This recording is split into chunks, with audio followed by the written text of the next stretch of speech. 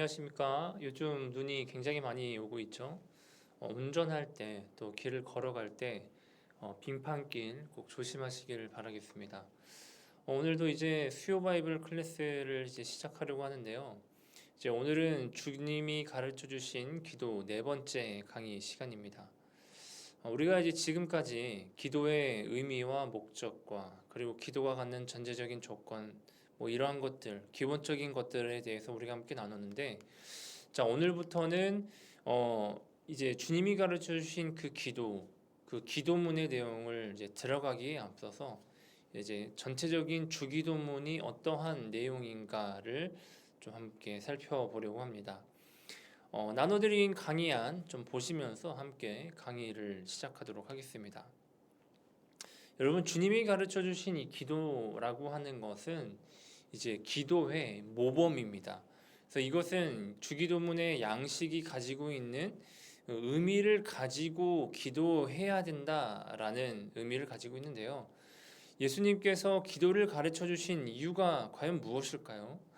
이 마태복음 6장 5절에서 8절을 보면은 우리가 알 수 있지만, 사실 이전부터 이미 사실 많은 이들이 기도를 하고 있었어요. 아예 기도를 안 하고 있었던 것은 아닙니다. 하지만 문제는 무엇이냐면 많은 사람들이 잘못된 기도를 하고 있었다라고 하는 것이 문제입니다. 예수님이 말씀하시는 그 잘못된 기도의 대표적인 예는 무엇이냐면 이 율법주의적인 기도와 중언부언하는 기도입니다. 여러분, 율법주의적인 기도가 어떠한 기도일까요? 남들에게 보여지기 위한 기도이죠. 기도를 잘하는 것처럼 보이기 위해서 온갖 미사 어구를 갖다 붙여가지고 하는 그러한 기도를 의미하는 겁니다. 그래서 뭐 유대인들, 이 율법주의자들이 광장에 서서 큰 소리 쳐서 기도하거나 이러한 것들이 바로 다 어떻게 보면 율법주의적인 기도라고 볼 수 있는 겁니다. 그러면 중언부언하는 기도는 무엇일까요? 바로 의미 없이 반복하는 기도입니다.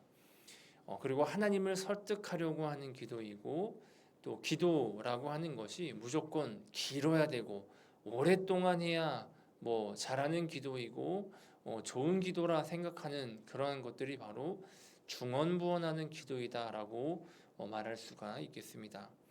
이처럼 당시에 많은 이들이 이 기도를 하고 있지만 기도해야 하는 이유와 의미와 방법을 제대로 알지 못한 채 기도하고 있었다라는 것이죠.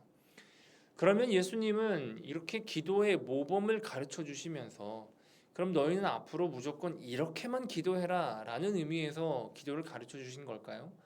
그렇지 않다라는 겁니다. 만약에 예수님이 이러한 의미에서 주기도문을 가르쳐 주신 거라고 한다면 여러분, 이 또한 율법주의적인 기도가 될 것이고 결국에는 중언부언하는 기도, 의미 없이 반복하는 어떠한 마법 주문과 같은 기도가 되고 말 것입니다. 그러니까 예수님은 기도를 가르쳐 주신 것은 이 기도의 내용을 보고 이것을 모범 삼아 그 의미를 기억하고 기도하라는 것에서 기도를 가르쳐 주신 겁니다. 그러니까 무슨 말이겠습니까? 내가 하는 기도, 적어도 내 입술에서 나오는 기도의 내용을 이해하고 있어야 되고, 내가 지금 기도하는 의미가 무엇인가를 알고 기억하고 기도해야 된다라는 거죠. 그래서 이러한 점에서 주님이 가르쳐 주신 기도는 모범이라고 말할 수가 있는 겁니다. 다음으로 주기도문은 하나님의 뜻을 요약한 것입니다. 주기도문은 하나님께서 예수 그리스도를 이 땅에 보내셔서 이루고자 하셨던 그 하나님의 일에 대한 복음의 메시지를 요약하고 있다라는 거죠.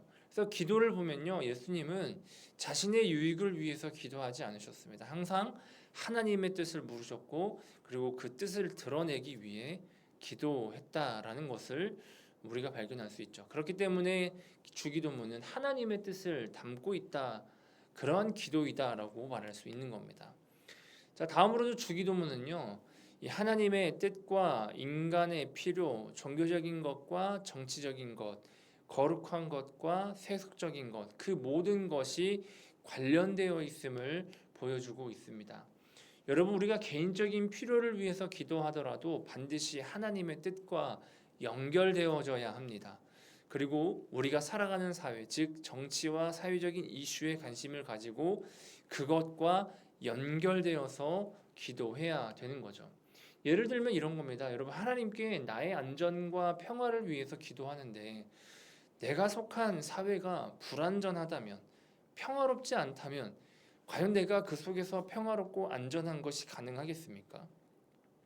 여러분, 나 혼자 그 속에서 과연 그것이 가능하겠냐는 것이죠. 그렇지 않다라는 겁니다. 그러니 우리의 기도가 늘 이 사회와 연결되어져 있어야 되는 겁니다. 그러니까 결국 그 개인의 필요는요, 하나님의 뜻과 연결되어 있음을 주기도문은 보여주고 있는 것입니다. 그래서 기도의 순서를 보면 하나님의 뜻을 구하는 기도의 다음 개인적인 필요를 구하는 기도가 나오고 있죠. 이게 바로 개인의 필요와 하나님의 뜻이 연결되어져 있음을 보여주는 겁니다.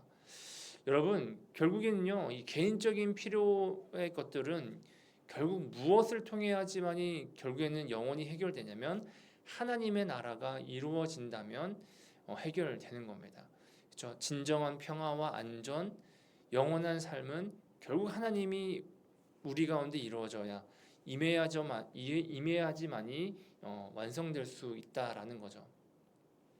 마지막으로 여러분, 주기도문에는요, 이 언어나 이런 내용들을 보면 매우 단순하고 소박하고 추상적이거나 어려운 단어가 사용되고 있지 않고 간결하게 내용이 구성되어 있음을 우리는 볼 수가 있습니다.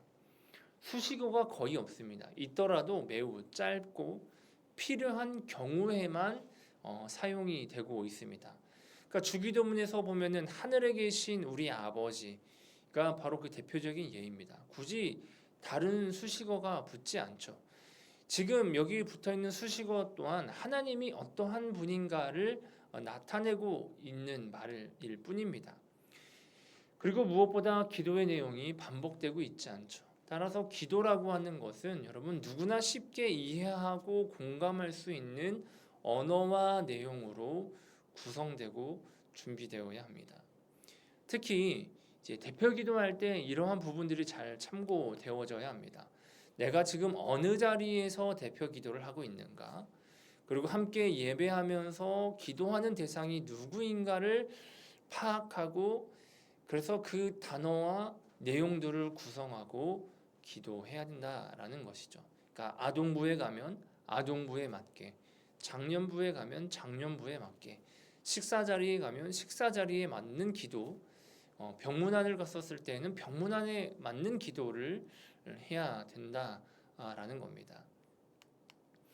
여기까지가 주기도문의 전체적인 내용입니다. 저희가 이렇게 살펴보았고요.